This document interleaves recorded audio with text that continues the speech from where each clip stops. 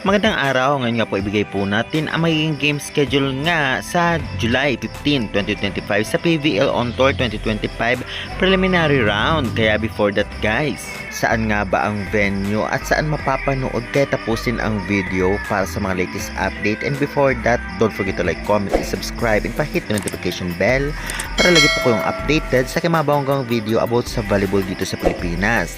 Maraming salamat sa support and pa-purchase po ng Alas Pilipinas t-shirts and PVL t-shirts sa baba. Sa ngayon nga ay painit na talaga ang labanan sa PVL On Tour 2025. Kung baga ay talagang pakitang gilas talaga ang ibang team, lalong-lalo pa sa dumarayo sa iba't ibang bahagi ng bansa natin na talagang marami ang nanonood. Kaya good luck na lamang. Syempre, sa ibibigay nating schedule ngayon, saan nga ba magaganap? At syempre, ano-anong team ang maghaharap-harap? Huwag na po nating patagalin pa, ito na po ang game schedule sa July 15, 2025. Una maghaharap nga po ay ang NX-led Chameleon versus Galleries Tower High Risers 4pm at ang venue po nito ay sa PhilAll Eco-Oil Arena. Samantalang second game naman 6:30pm, Akari Power Chargers versus Capital One Solar Spikers. Venue syempre sa PhilAll Eco-Oil Arena pa rin. At saan nga ba mapapanood ang laban? Mapapanood po nyo ito sa One Sports or One Sports Plus sa cable.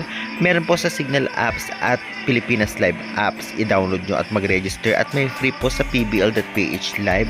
Syempre 30 minutes late ngunit malinaw at buo yung video. Una magharap nga ang NX-led versus Galleries. Nagpakitang gilas nga ang NX-led ngayong conference na ito. At syempre kailangan galingan ng Galleries para matapatan ang galing ng NX-led, especially si Di Guzman na unstoppable.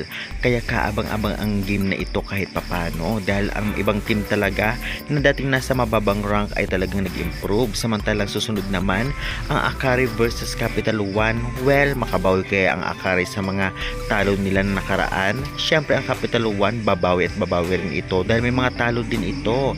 Kaya kaabang-abang ang laban na ito guys. At syempre balik muna sa syudad ang mga players dahil maglalaro nga sila sa PhilAll Eco-Oil Arena na medyo malapit-lapit lang. Kaya good luck sa lahat. Kaya guys, sa tingin ninyo ano-anong team kaya ang mananalo sa July 15, 2025 na laban? I-comment nyo na yan at huwag kalimutan mag-like and subscribe for more updates. Maraming salamat sa support.